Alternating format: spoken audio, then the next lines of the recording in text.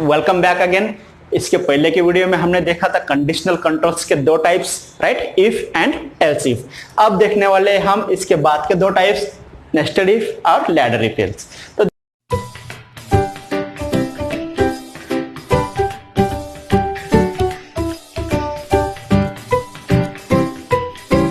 देखते हैं सबसे पहले दोस्तों नेस्टेड इफ का सिंटैक्स कैसा होता है। सिंटैक्स तो सिंटैक्स में सबसे पहले आएगा कीवर्ड इफ, फिर उस इफ का एक्सप्रेशन या फिर कंडीशन, राइट। कंडीशन के बाद फिर से इफ। अब देखिए दोस्तों यहाँ पे इफ और इफ का बॉडी होता है क्लोजिंग, पर यहाँ पर मैं अभी इफ की बॉडी क्लोज नहीं करूंगा। क्यों? क्योंकि मुझे अभी नेस्टेड इफ देखना है। यानी इफ नेस्टेड इफ यानी क्या कि इफ के अंदर फिर से एक इफ, राइट, यानी कि एक कंडीशन चेक करना है, राइट, उसके अंदर फिर से दूसरी कंडीशन चेक करना है। अब कब करेंगे दूसरी कंडीशन चेक? जब फर्स्ट कंडीशन ट्रू होंगी तब, राइट। कैसे देखते हैं दोस्तों? सबसे पहले सिंटैक्स, फिर से कंडीशन, राइट, फिर कंडीशन में ब्लॉक ऑफ स्टेटमेंट्स, राइट, और उसके बाद आएगा एल्स पार्ट। एल्स में फिर से स्टेटमेंट्स, राइट दोस्तों। ये इफ, उसका नेस्टेड इफ, फिर ए एल्स हुआ इस अंदर वाले इफ का। अब इसके बाहर फिर से एक एल्स आएगा दोस्तों, वो होगा किसका? आउटर वाले इफ स्टेटमेंट का। अब देखिए, अब समझ में आ रहा है पूरा सिंटैक्स एक ही लाइन में एक के नीचे लिया है मैंने। अब देखिए इफ का कंडीशन, अगर ये कंडीशन ट्रू होगा तो कंट्रोल्स आएंगे ये इफ के बॉडी में, यानी कि वो है, ये पूरी है वो इफ की बॉडी, यहां से लेके तो यहां तक, राइट। तो देखते हैं दोस्तों ये इफ के अंदर फिर से इफ, राइट। अगर ये इफ में कंडीशन ट्रू होगा तो फिर से इसका जो ब्लॉक हो वो एग्जीक्यूट होगा। अदरवाइज अगर ये कंडीशन फॉल्स हुआ तो इसका एल्स पार्ट एग्जीक्यूट होगा दोस्तों, राइट। ये हुआ नेस्टेड के बारे में। पर क्या होगा जब फर्स्ट कंडीशन ही फॉल्स होगी? ऑब्वियसली अगर फर्स्ट कंडीशन फॉल्स है तो नेस्टेड इफ के पास आपके कंट्रोल्स आएंगे क्या? नहीं। कहां पर जाएंगे फिर? डायरेक्टली एल्स वाला पार्ट। देखिए दोस्तों बहुत ही इंटरेस्टिंग है सी प्रोग्रामिंग। अगर आपने पूरी तरह से कॉन्सेंट्रेट किया तो बहुत ही आपको अच्छा सा इंटरेस्ट आएगा और बहुत ही सीखने को मिलेगा, राइट। तो देखिए अगर कंडीशन फर्स्ट फॉल्स होती है तो फर्स्ट इफ का डायरेक्टली एल्स पार्ट एग्जीक्यूट होगा। अगर कंडीशन ट्रू होती है तो हम नेस्टेड इफ में आएंगे। नेस्टेड इफ में फिर से वही देखना है कि इफ की कंडीशन ट्रू है क्या, अगर होगी तो ये ब्लॉक एग्जीक्यूट होगा, अदरवाइज इस नेस्टेड इफ के एल्स वाला पार्ट एग्जीक्यूट होगा दोस्तों, राइट। देखते हैं इसका एक सैंपल प्रोग्राम।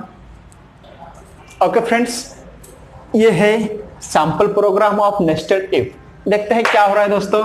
सबसे पहले मेन फंक्शन से एग्जीक्यूशन शुरू हुआ, इंटीजर टाइप का ए बी, ठीक है। सी की जरूरत नहीं है, हमने सिर्फ दो ही वेरिएबल लेना है, ए और बी, राइट। आपको अगर वो वैल्यू यूजर से एक्सेप्ट करना है तो आप स्कैनएफ करके भी ले सकते हैं। मैंने डायरेक्टली इनिशियलाइज कर दिया है कि ए में वैल्यू है 20 और सॉरी ए में वैल्यू 10 और बी में वैल्यू है 20, राइट। उसके बाद में फर्स्ट कंडीशन चेक कराओ दोस्तों। क्या कंडीशन है? If A equality B, A equality 10, right. A का वैल्यू 10 है क्या, राइट। तो देखिए दोस्तों क्या वैल्यू है ए में हमारे पास इनिशियलाइज किया हुआ 10 equal to 10, right. Equal to यानी कि ये इक्वालिटी सिंबल, राइट। अगर कंडीशन चेक करना है तो यहाँ पे सिंगल इक्वल टू यूज नहीं होता है दोस्तों, डबल इक्वल टू साइन, यानी कि उसे हम कहते हैं इक्वालिटी। तो 10 इक्वालिटी 10 के बराबर है, राइट। कंडीशन ट्रू है। अब ये ब्लॉक एग्जीक्यूट होगा दोस्तों, राइट। ये ब्लॉक एग्जीक्यूट होने के बाद इसमें हम चेक करेंगे कि b equality 20, what is the value of b? 20, right. 20 is equal to 20, यानी कि इनर इफ का भी कंडीशन ट्रू है दोस्तों। अगर इसका भी कंडीशन ट्रू है तो ये ब्लॉक एग्जीक्यूट होगा दोस्तों, राइट। अगर ये ब्लॉक एग्जीक्यूट होगा तो हमारे पास एक जनरल हमने जो आउटपुट में लिखा है printf value of a %d and value of b equal to %d, यानी कि दो वेरिएबल का वैल्यू हम एक मैसेज के साथ डिस्प्ले कर रहे हैं, value of a and value of b। यानी कि क्या डिस्प्ले होगा दोस्तों? Value of a equal to 10 and value of b equal to 20, right. कब हो रहा है दोस्तों ये? जब दोनों भी कंडीशन ट्रू थे। आउटर इफ का भी कंडीशन ट्रू था और इनर इफ का भी कंडीशन ट्रू था, राइट। ओके, तो एल्स पार्ट पे जाने की जरूरत ही नहीं पड़ेगी क्योंकि दोनों भी कंडीशन ट्रू है।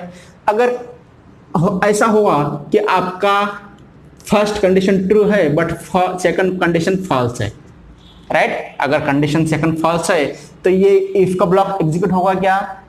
इनर इफ का नहीं होगा दोस्तों। तो इनर इफ का जो एल्स पार्ट है वो एग्जीक्यूट होगा, यानी कि उसके अंदर आपने जो भी लिखा है, जैसे कि मैंने समझने के लिए मैसेज दिया है कि चेक द कंडीशन, वो एग्जीक्यूट होगा दोस्तों एंड फिनिश, राइट।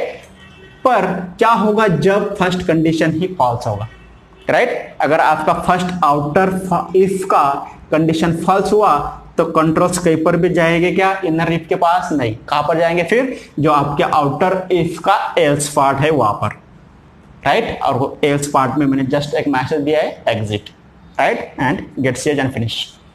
समझ में आया दोस्तों? बहुत ही इंटरेस्टिंग है प्रोग्राम। तो अब देखते हैं लैडर इफ एल्स, यानी कि इफ के अंदर एल्स और फिर से उसके साथ एक न्यू इफ। तो देखते हैं सबसे पहले इसका सिंटैक्स कैसा होता है। सिंटैक्स इफ का कंडीशन, उसके बाद इफ का ब्लॉक ऑफ स्टेटमेंट्स। अगर ये कंडीशन ट्रू है तो ये block will get executed, otherwise controls will transfer to the else part of that if. और ये इफ एल्स के साथ फिर से एक न्यू इफ रहेगा दोस्तों, न्यू कंडीशन चेक करने के लिए।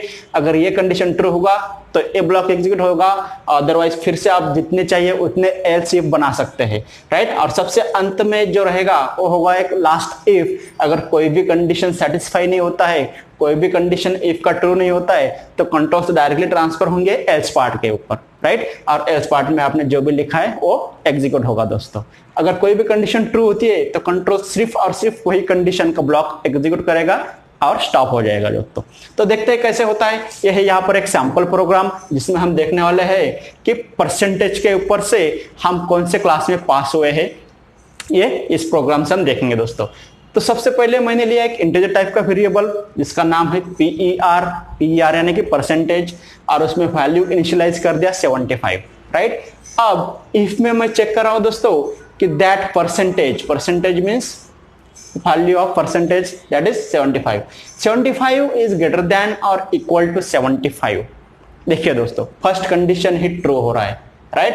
75 ग्रेटर देन तो नहीं है पर इक्वल टू 75 है, यानी कि फर्स्ट कंडीशन ट्रू होगा तो ये ब्लॉक एग्जीक्यूट होगा दोस्तों। और ये ब्लॉक में मैंने लिखा है कि पास्ड विथ डिस्टिंक्शन, यानी कि वो जो भी परसेंटेज है, वो जो भी स्टूडेंट का परसेंटेज है वो पास होगा डिस्टिंक्शन के साथ। ये हमें समझने के लिए जस्ट, राइट।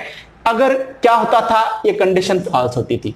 सपोज यहाँ पर वैल्यू रहता था 65, तो ये कंडीशन अभी ट्रू होगा क्या दोस्तों? 65 इज ग्रेटर देन और equal to 75? No.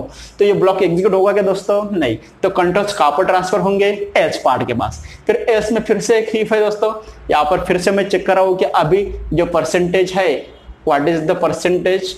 65 is less than 75। देखिए दोस्तों, अभी यहां पर मुझे दो कंडीशन चेक करना पड़ रहा है। क्यों? क्योंकि अभी हमारे लॉजिक पे डिपेंड है दोस्तों। परसेंटेज निकालना है हमें, ठीक है, यहां तक ठीक था।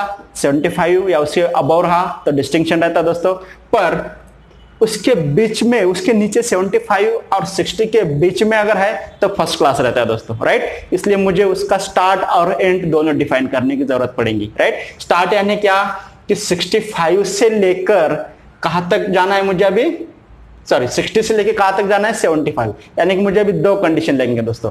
और जब भी मैं इसमें दो कंडीशन लेता हूं तो कंडीशन को प्रॉपर ज्वाइन करने के लिए मेरे पास ये लॉजिकल ऑपरेटर्स रहते हैं दोस्तों, right.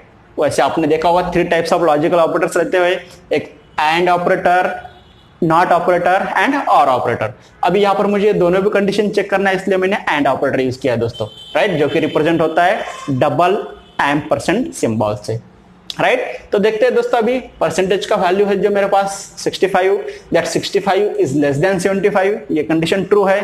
And percentage is greater than और इक्वल्स टू 60, ये कंडीशन भी ट्रू है, यानी कि अभी ये दोनों भी कंडीशन ट्रू है, तो ये ब्लॉक एग्जीक्यूट होगा दोस्तों, passed in first class, right. ऐसे आप फिर से एक एल्स इफ ले सकते हैं। अगर ये कंडीशन फॉल्स है तो नेक्स्ट चेक करने के लिए फिर से एक इफ एल्स ले सकते हैं दोस्तों, राइट। अब अगर समझिए यहाँ पे मेरे पास वैल्यू है अभी 55, तो ये दोनों भी इफ जो है वो फॉल्स होंगे।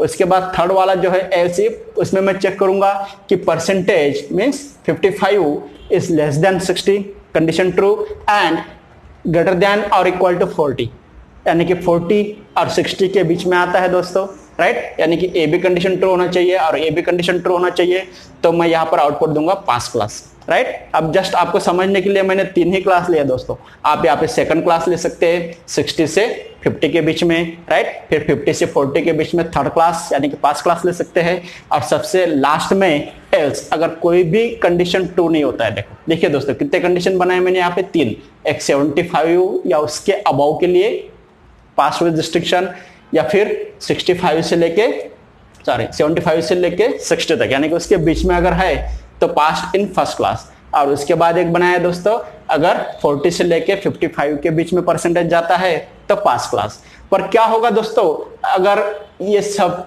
में कंडीशन फॉल्स हुआ तो, यानी कि मेरे पास सपोज है परसेंटेज 34।